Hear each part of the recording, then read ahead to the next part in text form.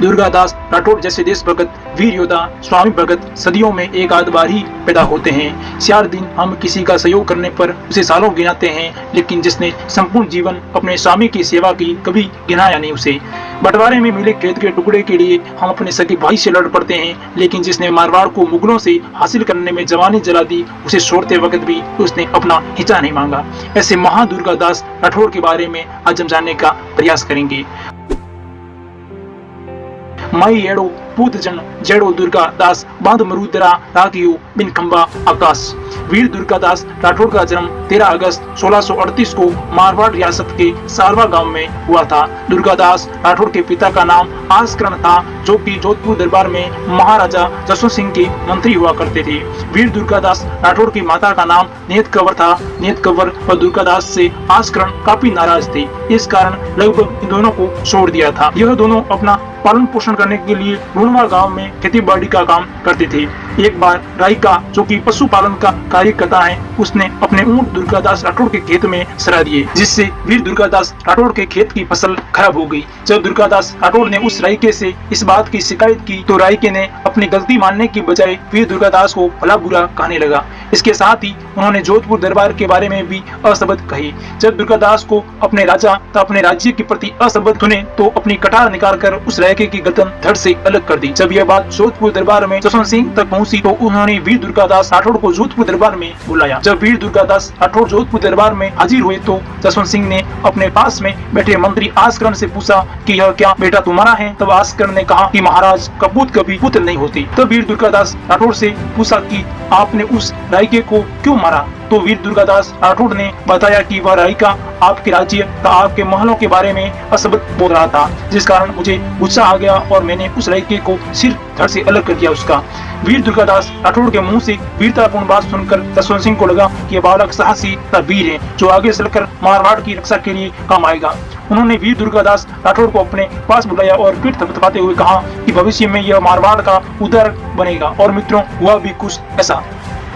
महाराजा जसवंत सिंह की मृत्यु 1678 को जमरूद अफगानिस्तान में हो जाती है। उस समय उनकी कोई भी संतान नहीं थी, इसलिए जोधपुर पर पूर्ण रूप से मुगलों का आधिपत्य हो जाता है। लेकिन महाराजा जसवंत सिंह की पत्नी जालम की उस समय गर्भवती थी।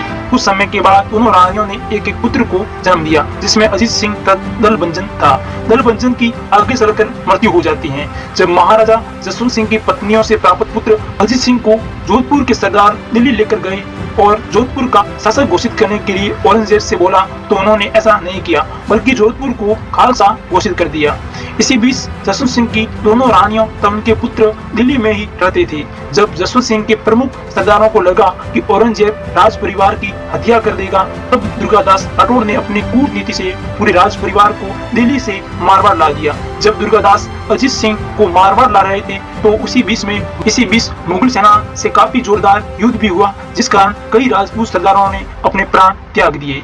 इसके बाद अजीत सिंह को सिरोही के कालिंदी नामक स्थान पर जयदेव ब्राह्मण के वहां पर रखा गया। इसके बाद जब मुगलों को इस जगह के बारे में भी पता चल गया, तो वीर दुर्गादास राठौड़ ने अजीत सिंह को पास से मेवाड़ के महाराणा राज सिंह से सहायता मांगकर केलवा जागीर को अजीत सिंह को देकर संरक्षण प्रदान किया। इसके बाद मुगलों व मारवाड़ के सरदारों के बीच संघर्ष चलता ही रहा, लेकिन मारवाड़ के सरदारों ने सभामार पद्धति से मुगलों को मारवाड़ से हमेशा ही दूर रखा। लगभग 20 वर्ष तक मारवाड़ मुगलों के अधीन रहा। इसी बीच वीर दुर्गादास राठौड़ मेवाड़ तथा मराठा राजाओं के संपर्क में रहे। जैसे ही वर्ष 1707 में औरंगजेब की मृत्यु होती है, तो वीर दुर्गादास इसी मौके का फायदा उठाते हुए मारवाड़ से मुगलों की सेना को खदेड़ देते हैं और जोधपुर पर अपना आधिपत्य स्थापित कर लेते हैं। इसके बाद बड़े ही धूमधाम से वीर दुर्गादास अजीत सिंह को मारवाड़ का शासक बनाते हैं और उसे राजगद्दी पर बैठाते हैं और महाराजा जसवंत सिंह को अपना दिया हुआ वचन पूरा करते हैं। वीर दुर्गादास राठौड़ द्वारा उम्र भर